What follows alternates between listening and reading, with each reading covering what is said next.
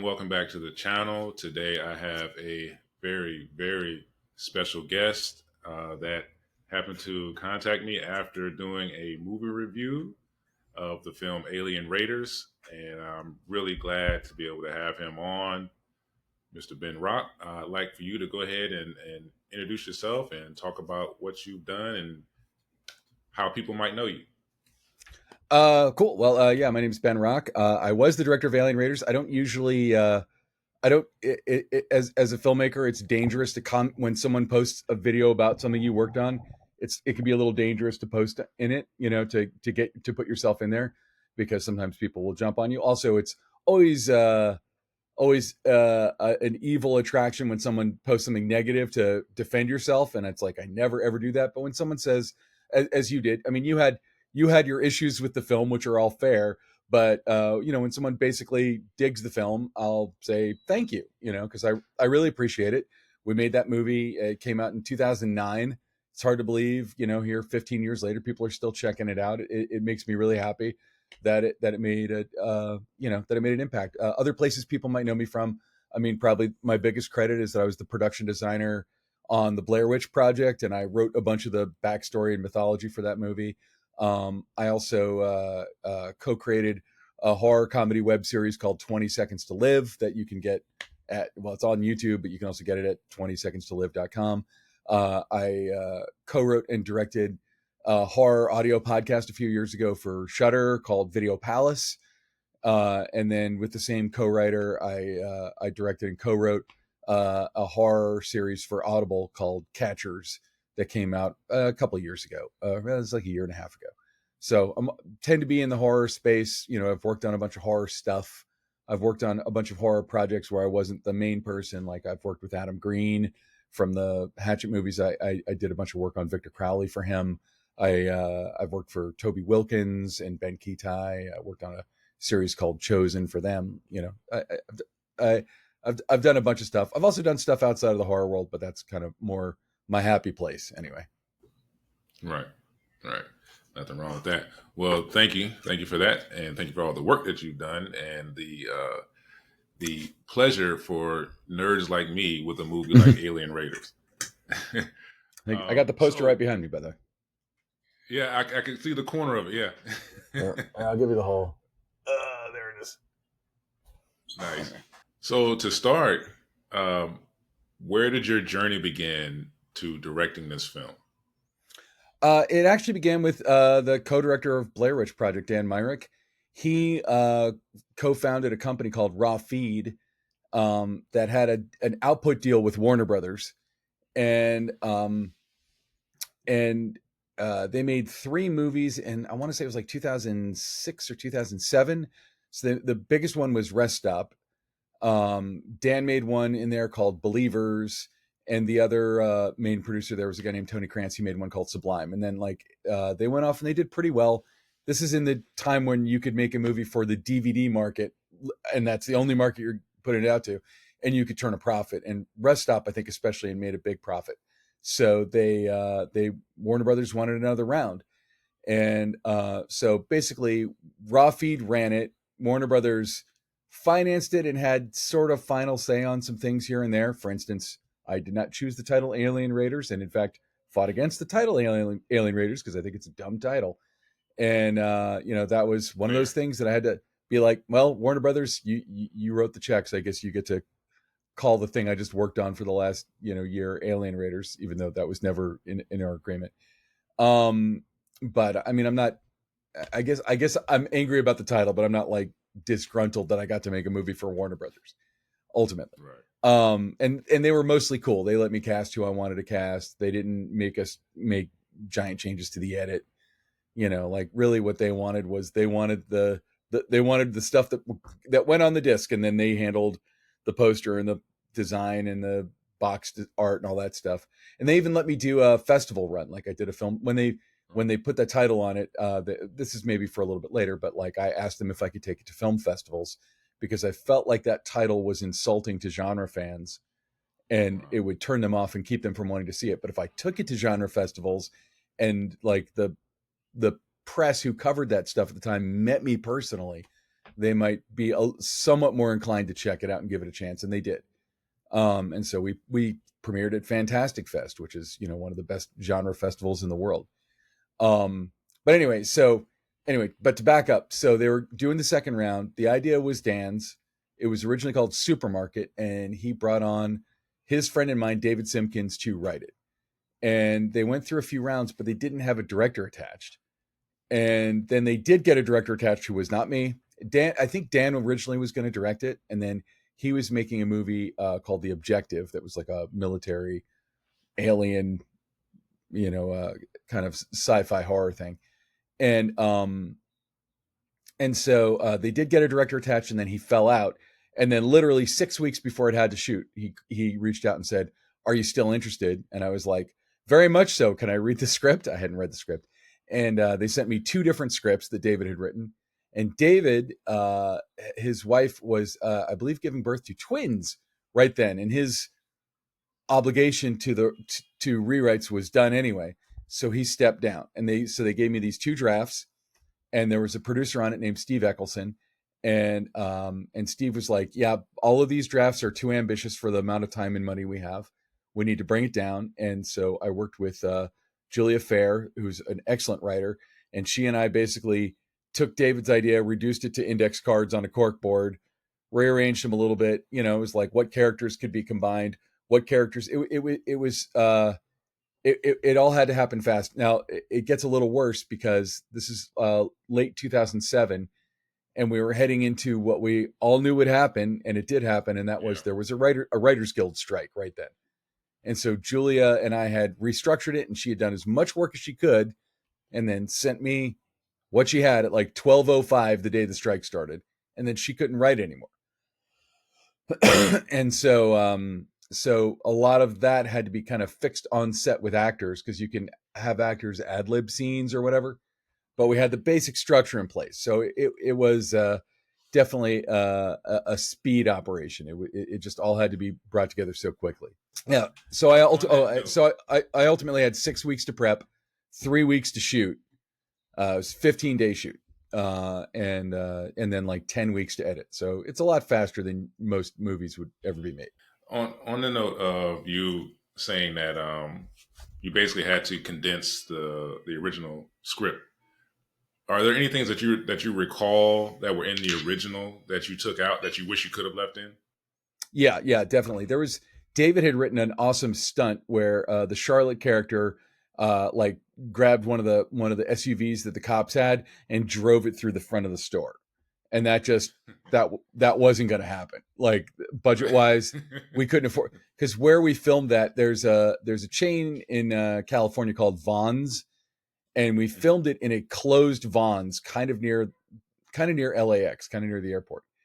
If anyone's watching this and they want to go scout it, it was on Crenshaw and Imperial Highway, on that corner. And I think last time I happened to be in that area, I checked it out, and it was a clothing store. But when we were there, it was a closed grocery store. Nothing was in there but the aisles and the checkouts. There was no food on the shelves. We had to stock it. But like driving a truck through the glass would have been a lot more thrilling than what we had, and probably would have cost tens of thousands of dollars, and also would have taken like 2 days to set up and make safe and do all the stuff that you would need to do. We had to make the thing in 15 days, so that just Yeah. wasn't an option. The average movie viewer like myself, who doesn't who doesn't know exactly like how movie productions work and everything, I'm totally convinced when I'm watching the movie that it's in Arizona.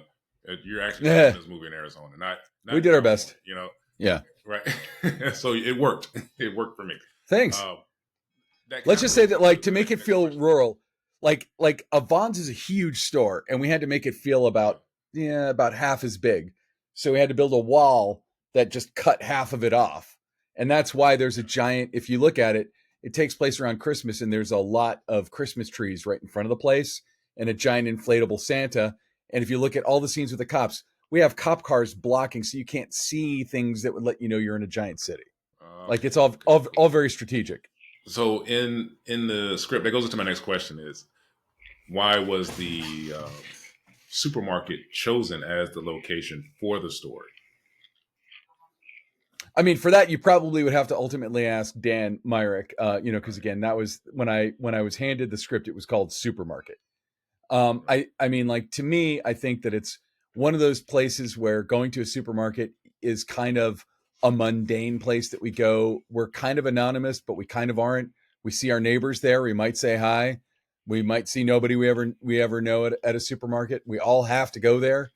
Like at some point in our week, we're all going to end up at a supermarket, and so it's just setting a movie where something horrible happens at a very um, yeah, at a very mundane place that we feel Yeah. you have to feel safe there. Like, you feel safe, but also there's a sense of like, if I was stuck in here, what could I use? I mean, I'm not in any way comparing us to Dawn of the Dead, but Dawn of the Dead kind of is like if you were holed up in a mall during a zombie apocalypse, what could you use in the mall to protect yourself? It turns out quite a bit. Yeah. Yeah. Um, Yeah. it's a little bit less like that, but I would say that we were inspired by stuff like that. I was personally inspired by stuff like that, or John Carpenter movies.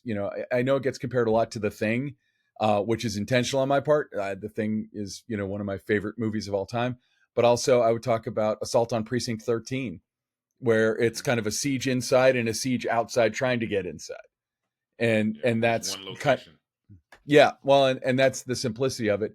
Is it's one location, but it doesn't look the same in every direction. It's one Right. location that affords you a lot of different interesting looks. I mean, like these are creative reasons to do it, that make it more interesting. But like, why set a story there? I think because you go to the grocery store, your guard comes down. You're just walking around there. You're getting chips and peanut butter. You're not thinking about, is something horrible going to happen in a grocery store? And I think in a Right. similar way, that's why Stephen King's The Mist kind of works. Yeah. Yeah. And I love that Which, movie. by the way, I was hired to do this, and then that week or that weekend, I went to the movies and saw a trailer for The Mist, and I was like, "Oh, Jesus Christ! Oh my God!" It beat us to it. It's already. I mean, it's already in the can, and I mean, I knew about the Yeah. book, but like, I didn't know the movie had been made, and I saw the trailer for it, and I'm like, everyone's gonna say we ripped this off, and we didn't, but whatever. Right. The story takes place at a grocery store. You got one single location, which Mm-hmm. I can only assume helps you keep the budget and everything at a minimum. What kind of budget were you working with this film? The budget will sound a lot, but it was two and a quarter million dollars. But it Okay. was shot in Los Angeles. So when you're shooting in Los Angeles, you're shooting all unions. I had to join the Directors Guild specifically for this film, and so your prices go up. I can't help but Right. think that we could have gone to Atlanta even then, because I don't know that the tax incentives were quite what they are now in Atlanta. But we could have gone to Atlanta. Actually, I think at the time New Orleans was where all the tax incentives, or Louisiana were. But there's any number of states we could have gone to, much less gone to Europe, gone to Eastern Europe. I know people who've shot movies in Bulgaria and stuff, and you can get you could take a budget that would get you a month here and get 3 months there, literally. Right. And even if there's a dip in the overall quality, well then call it 2 months. Spend longer getting the quality, and whatever, maybe bring in a Right. few more of your own people, or find the people out there who are the really great people. But you could go to another country. Spain right now is kind of courting a lot of people to do that. And anyway, that was kind of yeah. So 2.25 million sounds like a lot, but once you outfit, like even just filling that grocery store with product, Yeah. like you can't. It's hard to do product placement on a horror movie because like no one wants to see their product bludgeoning someone to death. Like that's Yeah. unless you sell death bludgeons. Hmm. If you sell Coca Cola, you don't want someone being murdered with a can of Coke. It's just not good Yeah. product Or placement. blood splatter all over it. Yeah, exactly. So so some of that stuff is fake, some of it's real. Like some of it, we went to the dollar store has like a clearance warehouse where everything's 30 cents or something. And so we literally would, just like buy vials of hot sauce and stuff, that you could put on the thing. We got some liquor sponsorship. So all the liquor in the liquor area is real.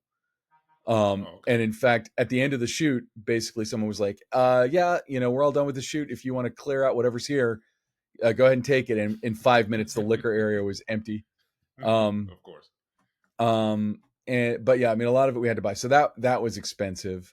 Obviously we have a practical monster that was, that takes time. And the way that Raw Feed was working, actually, we were the third in the slate of 3 movies, and they used the same crew from one to the next. So we had the same Right. makeup crew that the previous one did, but we had to make a monster. So I guess they had Right. a guy named Mark Villalobos who did all the monster design and sculpture stuff, and he had his own crew of people, and that helped. But I mean, that those are the kinds of places where the money ends up going. I can assure you, it was not to me. But like nobody got rich making this movie. I know a lot of people don't really know, including myself, exactly how like marketing and when a film is made for the DVD market, how how the budget is recouped. Like, how does that split work with distributing the DVDs to like whatever stores or whatever? Like, how does the split work between like Warner Brothers and the production companies and any of that, those little details that normal people like us don't even understand? I couldn't tell you exactly. I mean, like, I think that Raw Feed made the movie, and then it was basically picked up by Warner Brothers, so they paid for everything, and Raw Feed, I'm sure, built some profit for themselves into it, and Yeah. then Warner Brothers distributes it. But because it's all union, that means that the actors, the writers, in this case, there are two, and myself get residuals on stuff, but Warner's in charge of promoting it and distributing it. So and I was kind of blown away when I found out what the model. It's not surprising that DVD crashed, because the model for DVD distribution for movies that were just made for that market was they would put a movie that you'd never heard of in Best Buy or Target or Walmart, and you'd be at Target buying shampoo and dog food, and you'd be like, "Oh, here's a movie I've never heard of, starring people I am not familiar with. Sure, take my $20." Now, and Right. that was the model, and I believe that was the price of this movie. And not just this movie, but most movies that you would buy on DVD at the time. And $20, I guess, is trivial. And when you think about it, at the time, we didn't have Netflix or Amazon Prime or Shutter, or, what Disney Plus. None of those existed. So if you wanted to have a movie, if you wanted to be able to watch it at home, you had to get a disc. We didn't even really have Redbox at the time, so you could go to a Yeah. video store and rent it. So they would know at the time that I think Blockbuster still existed. That Blockbuster Video and Hollywood Video Rentals, blah blah blah, like a certain number of units would be shipped to all of them, and they would have to buy them. And they have their own algorithms to figure out how many of a title with actors of what stature they need to buy to recoup their loss. And then there's the direct sell through market, which was literally places like Target and Best Buy and Walmart. And that was I don't know if you remember this, but like back, it wasn't that long ago, 15 years ago, you'd go to Barnes and Noble, there'd be a huge DVD section. Yeah. And I would always go browse that stuff, or even at Best Buy. And they've only recently completely gotten rid of it at most of those places. Right. And physical media has almost become sort of a collector's medium, like vinyl Yeah. records, as opposed to a mainstream thing, which it's a win and a loss. I mean, I stream stuff too. That's how we all get stuff. Yeah. But it's always a bummer when it's like, oh, there's a movie like John Carpenter's Prince of Darkness was on Shutter, and I'm like, oh, cool. And I watched like half of it and didn't finish it, and then I went back to finish it a week or so later. Wasn't on Shutter anymore because the license. Right. Well, and even since you posted your video, I have no control over this. Alien Raiders isn't on Tubi anymore. So it was on Tubi. Now it's Oh. not on Tubi. And that's the second time that's happened. And like, I want to just put a permanent link on my website and on my link tree and all that stuff, just to link, hey, here, watch my movie for free, because it took forever for them to put it on any of the streaming sites, not just my movie, Yeah. but any of the Raw Feed titles. I think mine might be the only one that's on any of the streaming sites. And it's like, I can't ask people to like pay pay $4 to watch a movie that's 15 years old. It's a weird, Yeah. like, they're not. I mean, I can ask. They're not going to do it. No one's going to do it. It's just not how it works. You'll pay $4 to see a movie that was in theaters, 3 weeks ago. That's about it. Right. Right. Yeah, it's a crazy world we live in Yeah, it's. I mean, with it's just digital. gotten more complicated for this business. This business in particular, Yeah. not in particular. Like I follow this YouTuber who's a bike mechanic, and he was explaining, like he went on a rant on one of his videos about how the bike industry is all completely screwed up, and everything he said sounded exactly like he was talking about the film industry. And I'm like, the bike industry? That sounds pretty Right. stable. Like people either need a bike or they don't need a bike. No one ever needed a movie. Yeah, I get it. I get it. Yeah, me too. So I'm pretty sure that you've already, with everything that you said, you've already squashed the idea of a sequel. I mean, But I wish, Julie and I met and talked about it, but, yeah, it was something we talked about back like before it even came out, because Raw Feed had made a sequel. They made a sequel to Rest Stop. So Rest Stop had done really well. And then they did a sequel to Rest Stop called Rest Stop 2. And that was the one that was filming right before mine. So we were thinking about it, but that was, in 2008. yeah, we gotta like get together with Trader Joe's or something and get them to sponsor the sequel. Oh man! Yeah, All but right, like we so had the idea that it was the Matthew St. Patrick character, and Courtney Ford character. So Seth Stedman and Sterling, who were basically the two survivors, but he was the cop. right, Like having to root it out in the region, like it was going to open up. I kind of felt like right, I liked the title Supermarket because it was ambiguous, but also it didn't lend itself to a sequel, because how could a sequel happen in a supermarket? Maybe true, that's too deep to think about it, but I true. I would But have been I mean, fine leaving the title just the way it was, by the way. right. I think though, with the title, it is one of those titles that lends itself to maybe a movie that isn't as good as it actually is. It's when you see it as like as a moviegoer, if I see that, I'm like, nah, I'm not going to rent that, or I'm not going to pick it up. Oh no, I think it hurt us. I Based, I I I yeah, do. And like all the reviews that came out at the time basically were like, based on the title, you'd think blah blah blah, but dot dot dot, or they would be reviews from someone who wanted to see a movie that should be called Alien Raiders and were disappointed that it was a movie that took itself seriously. When right, when they came to me and said they wanted to call it that, my first thought was like, oh shit, should I have made a movie that felt like Alien Raiders? Like what? I used to be a special effects makeup artist before I was a director. And to me, it's like if somebody had said, "I want you to make a movie where a bunch of commandos waste a bunch of aliens in a warehouse or something," I would have been all into that. It's like yeah, if what they wanted was the hokey schlocky thing. What I think it comes down to is that um, I don't want to say this in a way that's insulting to anyone, because I don't think anyone had bad intentions, but I think that they were not genre fans in the department that was releasing this film. And I'm also not going to name names, but I will say somebody who was high up in that department I'm friends with, and this person and I spoke years later, and they told me that everyone had basically aligned against the person who insisted on that title, and he wasn't hearing anything else. It had to be that title, yeah, and that most of the department didn't agree with him. But like these are people who were releasing my movie, and then literally the next week they released a movie called Ace Ventura Jr. I'm not casting aspersions on Ace Ventura Jr. I'm just saying like they don't show a clear bias for genre or anything. Like they're just getting shit off their desk. It's like, oh, we have right, this movie, now we got to do this movie, then we got to do that movie. Here's a wall of I've got a whiteboard with the 500 movies we're releasing this year, and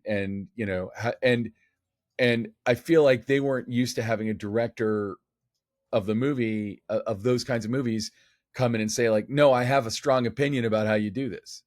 Like yeah, I have feelings about this, because to them it was like, this is my job, I get the stuff out the door. When I asked them if I could take it on a festival run, their attitude was kind of like, why would you do that? Like you know, this isn't a Sundance movie, and it's not. right, I mean, I have seen movies like this play Sundance, but on its face, it doesn't come across that way. But they were unaware that there are horror film festivals or genre film festivals, yeah, like Fantastic Fest and Shriek Fest, which we played both of those.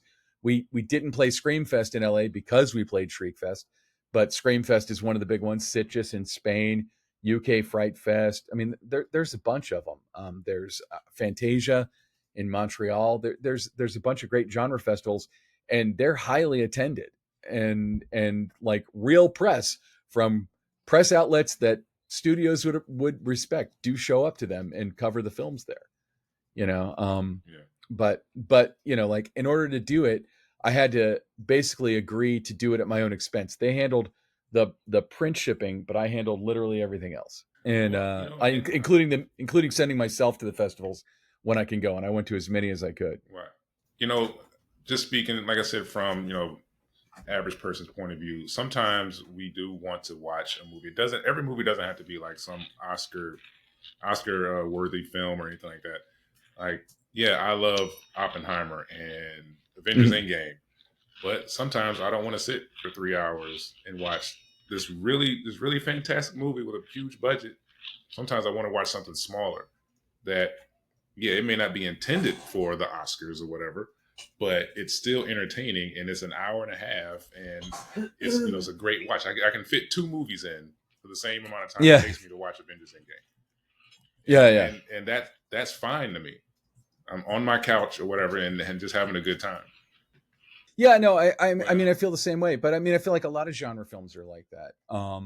yeah, And I was talking, sorry to go all Hollywood, but like I was talking to my agent, and my agent was explaining to me that how he was talking to a producer about a project that I have, and how it was, it's a monster thing, and the guy was like, I came out here to make The English Patient, and I kind of said to my agent, John Carpenter's The Thing came out the same year as Chariots of Fire. Which movie do you think gets referenced more? I'd exactly. much rather work on a movie that people like when you see a movie that does whatever it does well.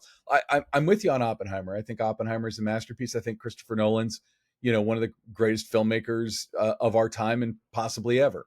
But if you said to me, you can watch, Oppenheimer or They Live, which am I going to watch? I'm Probably They watching They Live. Live twice. Yeah, Exactly, exactly. And it's one and of I my feel favorite and I movies. feel like and you can and I mean I feel like guys like John Carpenter and George Romero and David Cronenberg and all the all the horror masters I kind of grew up on, like those guys would pack a lot of subtext and cultural relevance, especially George Romero. I mean, like his movies all felt like they were deeply socially rooted in something. Yeah. And Wes Craven too. Wes Craven was like that a lot. And if you watch The People Under the Stairs or The Serpent and the Yeah. Rainbow, like there are bits of it that don't hold up 100%, but there's something about it, like he's making a point about classism, and about power, and I mean, I think that good genre does that. And in my I co-host a cinematography podcast. I was telling you about it before we started recording, where I talk to we talk to tons of cinematographers. So we'll talk to, we did talk to Hoyte von Hoytema, who shot Oppenheimer. He's one of the greatest cinematographers alive. But like, and I didn't get a chance to talk to him about this because we were there to talk about Oppenheimer, but he shot one of my favorite movies of all time, Let the Right One In, the Oh, Swedish the vampire vampire movie. movie. Yeah. Just a brilliant movie, right? Like just brilliant. And and I mean, to me, it's like, look at that guy's work and see where it got him. And a lot of times when we're talking to these cinematographers, like especially if they're old timers, they started out with Roger Corman, like Fade and Papa Michael, who shoots most of James Mangold's movies and tons of other stuff. Or we talked to Wally Pfister, who shot most of Christopher Nolan's movies before he started working with Hoyte. Like these guys all started with Roger Corman, or they were shooting, Red Shoe Diaries or whatever. They're all shooting like genre stuff. Right. And it's not just that there's no shame in it, it's that to me that's the stuff that holds on. I could name uh you know you could give me a list of 20th century authors, and I will have definitely read more HP Lovecraft than all the rest of them. Like Right. it's just that stuff speaks through time. And yeah, I've read The Great Gatsby or Farewell to Arms or blah blah blah, but like the HP Lovecraft stuff is so engaging. Stephen King, Clive Barker, all that stuff. So to me, it's like, yeah, I appreciate a movie. Like, did you see Talk to Me, the Australian movie last year? No, I've heard about it and I did want to watch it. Yeah, so it came out, and Tony Timpone, who used to be the editor of Fangoria like tweeted about it, and he was like, "Don't know anything about it, just go see it." And I was like, "Yes, Tony, I will do what you say." That night, I went to my local Regal, and I saw it knowing literally nothing. And it doesn't reinvent cinema, but it's so good at what it does. It was so surprising and fresh and interesting. And to me, like, those moments are the best. Or like when I saw um I saw Pan's Labyrinth, the Guillermo del Toro movie. And I knew who Guillermo del Toro was. I had seen, actually, I think I'd seen all of his films up until then, but he wasn't Guillermo del Toro on a throne. Right. Probably his best film at that point was The Devil's Backbone, for me anyway. And then I saw Pan's Labyrinth knowing nothing about it. I was covering it for Creative Screenwriting Magazine. I hadn't read anything about it. And I went and saw like a noon screening at a film festival, and it was packed, and it just blew my mind. And to me, it's like, it's a bad example because it was nominated for a bunch of Oscars, but like, to me, I'll take that I'll take genre done so that well, that perfectly, over pretty much anything else. I mean, I go to the movies Yeah. to see something I can't see in daily life, which I guess is Oppenheimer. I can't see a guy invent nuclear bombs in my daily life. That'll never happen. So, True. you know, It's just great to hear your perspective on these things, because I mean, you're not the kind of person I get to talk to on a regular basis. So, wondering what yeah. someone who works in the industry thinks is actually really insightful. Oh, Um, cool. in hindsight, budget and everything else being the same, are the changes you would have made to Alien Raiders? Yes.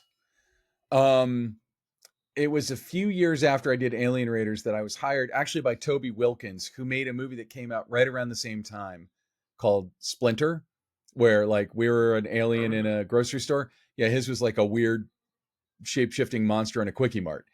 And we became friends, and then he hired me to do second unit for him. And if I had it to do over, I would have had a second unit director. And Oh, that's how you make your 15-day schedule go more efficiently, because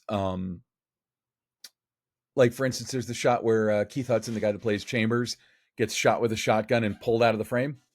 So Keith is actually one of my oldest friends. I went to high school with Keith. I saw Keith last week when I was in Florida. Um, Keith, and he's a great actor, and he's in tons and tons of stuff. So he's not a stunt man. He's a very physical guy. He was an athlete.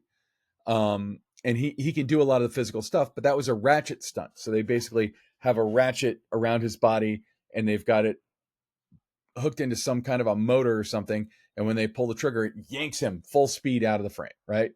And you don't just throw him in there and do it. You work him up to it, and you test it and make sure it's safe, and safety and safety and safety. right. It's a big thing about safety. So that shot probably took us like 3.5, 4 hours to do in a 15-day shoot. So when you kind of go, okay, in a 15-day shoot, it took more than half of our day before lunch. I think that was the first thing that was up that day.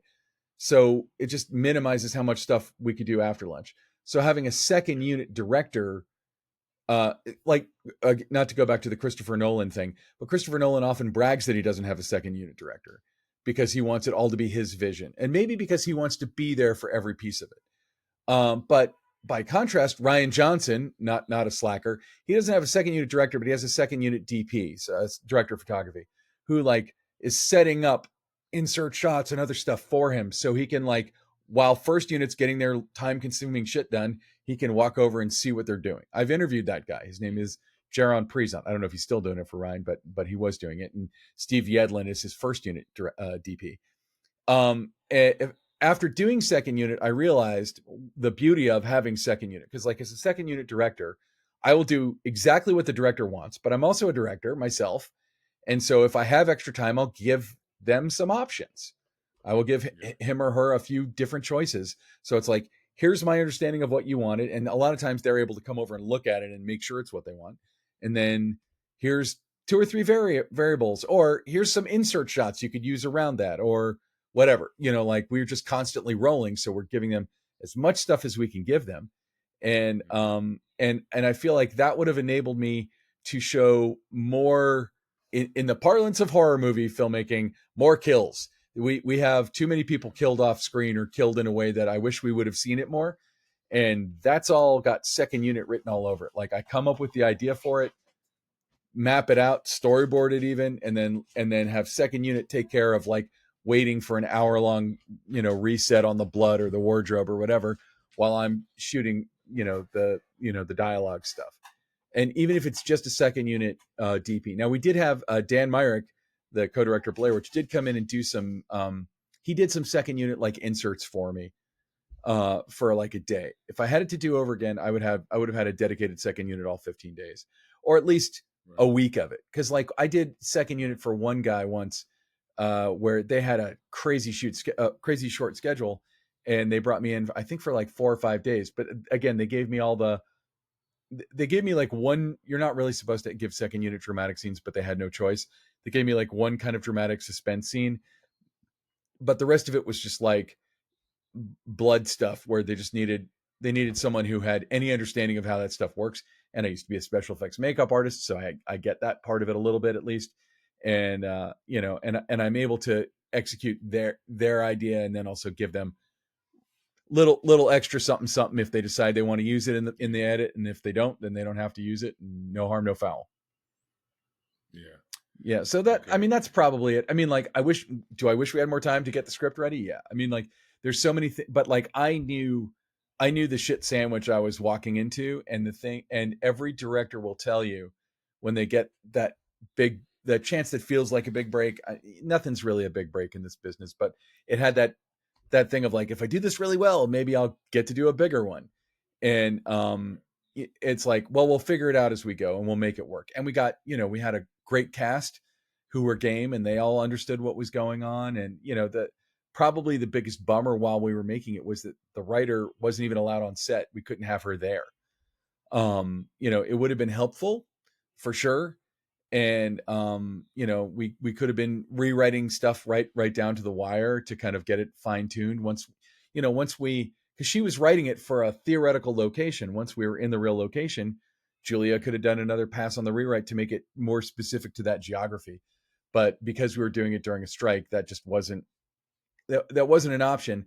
But like, what you learn is like, you have enough capable, smart, creative people around you, and they all want it to be good. I want it to be good. We're all, my job is to just keep it all moving in the same direction, so that like, I have to kind of, I'm going to have to, when everyone's gone, it's going to just be me and an editor messing with this footage, trying to tell a cohesive story with it. And so we have to make the pieces for that. And so, for instance, actually, all the handheld video stuff, right?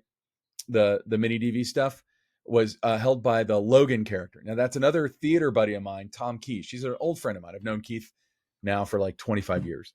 And Tom got that role. I mean, like, everybody auditioned and got the role legitimately. I didn't just put my friends in this. I brought my friends in to audition for it. And Tom got that role, and the character was walking around with the camera, and Tom said, if you give me tapes, I'll just roll all the time, and maybe you can use it, maybe you can't. And I was like, Right. yeah, fuck yeah. I mean, like, DV tape's super cheap. And so we did that. And then, like, when he was there, he would just wander around the set and record various things, and some of that stuff made it into the movie. Like, he Okay. would walk into the meat locker where we had all the meat hanging down and stuff like that. And he just gave us like a wealth of stuff. So I guess, like, in addition to all the, to the tight schedule and how I wish I had that kind of stuff, what I did have were, like, allies in the cast and in the crew who wanted to make it awesome. And that's really all you can ask for. I mean, like, I feel Yeah. like, you'll walk away hopefully with something that at least everyone can be a little proud of. Right. So last question, but you had 15 days to shoot. How long was and how difficult was the post production? I mean, post production wasn't super difficult. It was just short. So we had an amazing, amazing editor, a guy named Augie Hess. And Augie Hess, so this is the benefit of filming something during a strike. Now, we weren't breaking any strike rules because we weren't rewriting the script.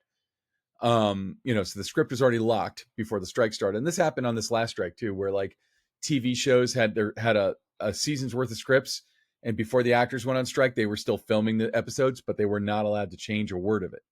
Right. I was told, and maybe incorrectly, so come and get me, whoever watches this, but I was told that the actors could ad lib stuff, and also as the director, I could make edits to the script. So that's kind of where we were at that point.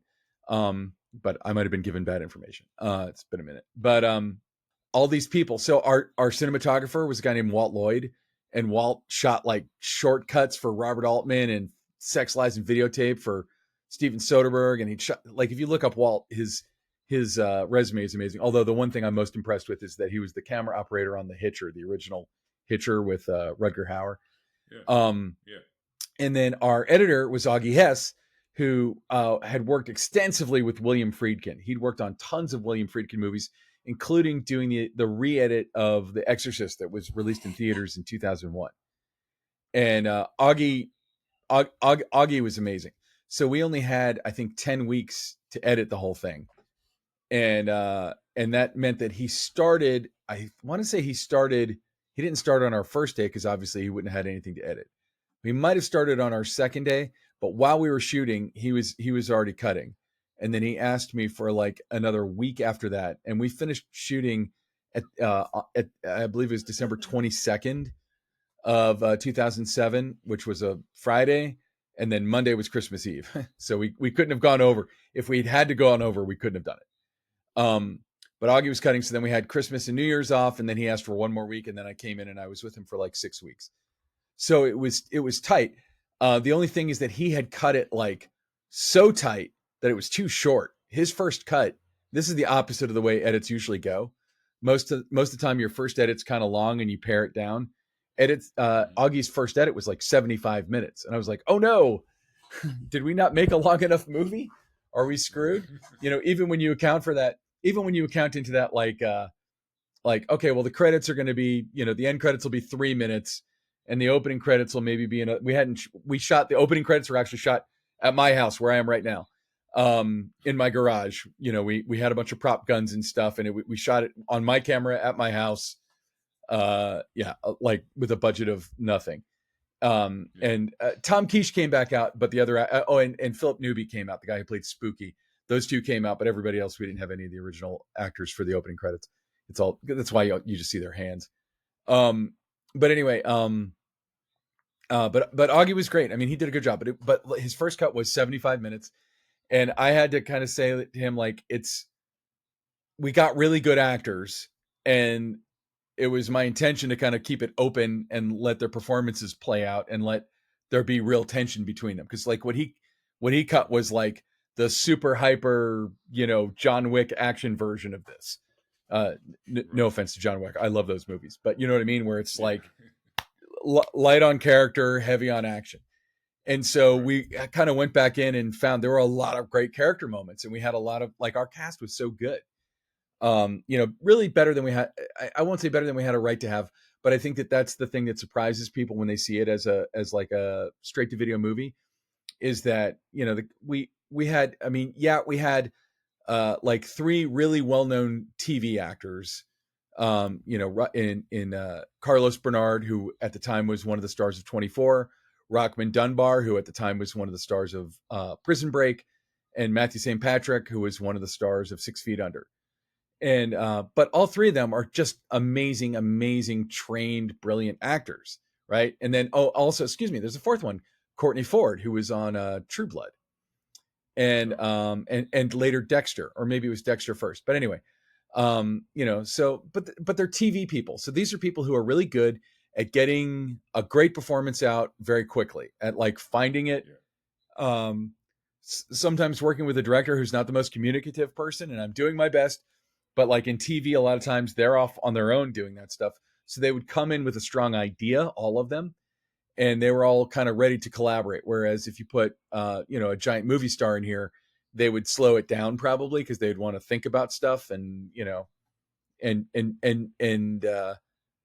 not for bad reasons, but that wasn't the job. The job was do this in 15 days, and all of them were really game to do it. And they were all, like I'm still in some degrees of touch with all of them, and I have, I would bring them, any of them, back to work again. But anyway, yeah. So as far as post went, though, it was 10 weeks, which is tight. But Augie was able to do it, and also like he's just great with suspense. He's great with action. He knows his stuff. He recently Yeah. retired, which I think is a shame, but he'd been doing it for 30, 40 years. This has been a truly enlightening conversation. because obviously it isn't often that, and I would get to speak to someone about, like I said, a genre movie that not a lot of people have seen or heard of, and to be contacted by you, and then we get a chance to talk about it. Like that's kind of a big thing for me. So I really appreciate you doing this. Well, you should know it's an equally big thing for me that again, 15 years after my straight to video movie came out, that people are still watching it. That you didn't just watch it, but you decided to post a review of it. You know, it means the world to me when I see that. It makes me feel like I haven't wasted my life. That my stuff, that there's an audience for it. That like, again, you had your criticisms of it or whatever, but it's like you were trying to watch and enjoy the movie I was trying to make for you to watch and enjoy. So I really appreciate that you did that and took the time to post about it. That means a lot. Yeah. Well, And thank any you. filmmaker who wouldn't say that is full of shit, because really, like, why else are we doing this? Right, right. Because you can make criticisms of any movie. It doesn't necessarily take away from how much you enjoy it. Friday the 13th Part 6 is my favorite Friday the 13th film. It by no means is perfect, but it's Yeah, my favorite one. I can watch it over and over again. I can criticize so many things in it, but it doesn't matter because I love the movie. yeah, yeah. And I think that's something worth talking about. I feel like Um, sometimes when I'm watching a movie, like one of my favorite movies, Coen Brothers movies, Miller's Crossing. It was their third movie, and there's a continuity error that's really blatant in it that has drawn my eye every time I've seen the movie. And I sort of feel like it adds to the charm a little bit, like when you can see the brushstrokes a little bit. Like, right, I mean, like it's a goddamn perfect movie with one minor quibble that I have with one. I don't know if you've seen it, but Gabriel Byrne throws a shot glass at a mirror and it hits, or he throws it at Marcia Gay Harden. It hits a mirror behind her and it shatters. And it cuts back to him and it cuts back to her, and the mirror is clearly different. right. And it's like, yeah, today you'd probably just fix that in post. You just take a snapshot of that frame and futz it and kind Yeah, of at least make it workable. But like, I think that there's a certain bit of charm to that. I think that's why people like physical effects. Like yeah, watching even newer movies with physical effects.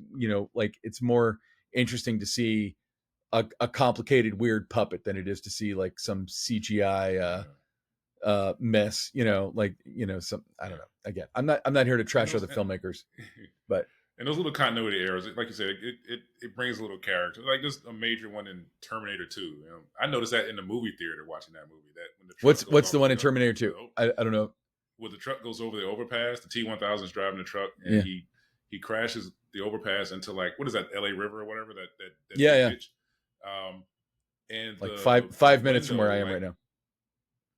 the window, the front windshield, like, just shatters and busts out. But then when they come back to it, the windshield's there again, and it's blatantly obvious. But the movie's so good, you don't give a shit. Yeah, there's So if you even get in a that chance in to that watch it, same just sequence, there's like a moment where Schwarzenegger ramps off of a top thing and kind of jumps down, and it's yeah, clearly like a stuntman in a Schwarzenegger mask because it's in slow match, motion yeah, and it looks super fake. But like, yeah, yeah, yeah. you I don't mean, care, like, yeah, yeah. But also, like, I mean, you have to be able to take criticism. It's one thing to take criticism, and it's another thing, like, I think sometimes it's easy to anonymize people online, where it's like, you make a movie, you put it out there, and now anyone in the movie or anything about the movie is ripe for cruelty. And criticism is never cruel. I've written reviews of things for like Backstage West, and it's like, if it's coming from an honest place, you can hate something and put that basically in writing, or put that in your review on YouTube or whatever. But it doesn't have to be mean or demeaning to the yeah, people who made it, because whoever made any movie, I worked when I started as a makeup artist. I worked for a guy named David Pryor, and he made like 30 something movies for the straight to video market, from the early 80s until he passed away about 5 or 6. No, God, he passed away like 8 years ago now that I think about it. But like, David made he made horror movies and he made action movies and whatever. And it's like, David had a good crew of people, and we, went to Mobile, Alabama to work for him. and stayed in a hotel and woke up and took a shower and went to set with the intention of making the best movie we could make that day, every day. And that's every film that ever got made, Yeah. and so, people really do work hard on these things, and rare is it. And I do hear stories about directors and stuff who don't care about it, but the people I know, like the Adam Greens and the Joe Lynches of the world, who I know, like they put everything they have into their films, and if you like it, if you don't, I mean, like, no one's telling anyone to like anything, but you know what I mean. It's like, I appreciate any criticism I get. Some people don't read any criticism of their own stuff. I read everything. I'll even read the comment sections, and like every once in a while, I'll be like, you got me. Like, Right. you were right. I should have done it like that. You know, I made a bad choice, but Yeah. Well, you're hindsight's also like, always 2020. but yeah, like when you in a situation like this where it's like I'm hired, 6 weeks later I'm on set making the movie, and 3 weeks later I'm done. It's like you got to make your choices fast, and you don't get to redo anything. You don't get to go like, oh, I don't like the way that scene came out. We'll do a pickup of it. You don't get to do that. I just Right. worked on a film. I won't be credited for having worked on this film for long reasons, but I just directed about half of an indie film, and it was all pickups because the original director had kind of crapped the bed, and so they brought me in to to help them fix it. They'd rewritten the script, and Right. and the whole thing was reshoots, and Wow.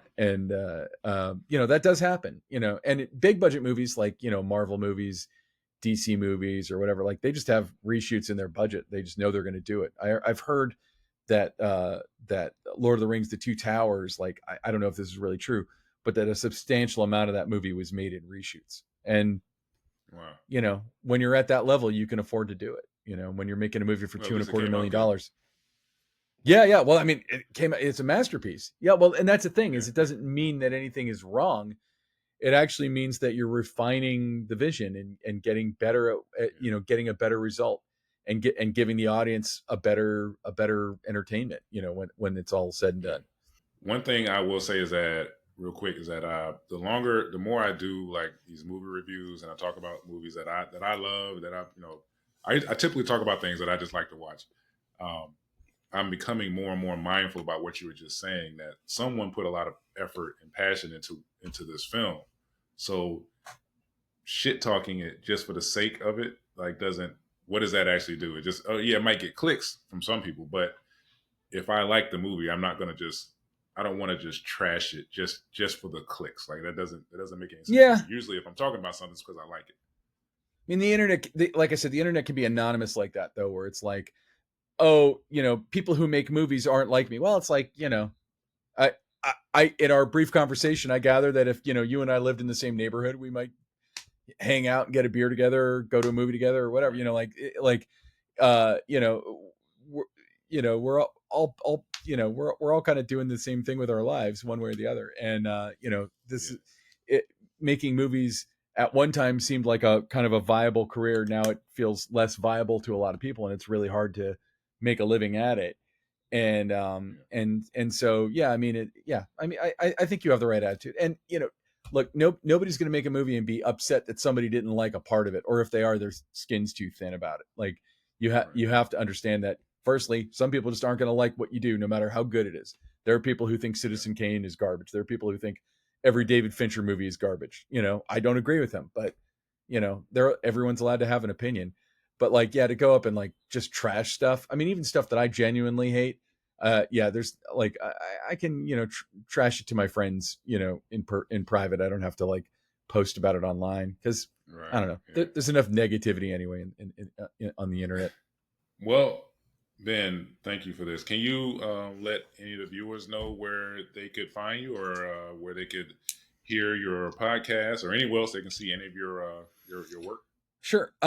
Probably the easiest way to find everything about me that you ever wanted to know is at benrock.com, which is a long story about how I got my own URL. It took me years. But at benrock.com, it's got links to all my social media and all that stuff. Probably has a dead link to the Tubi, the Tubi link for Alien Raiders.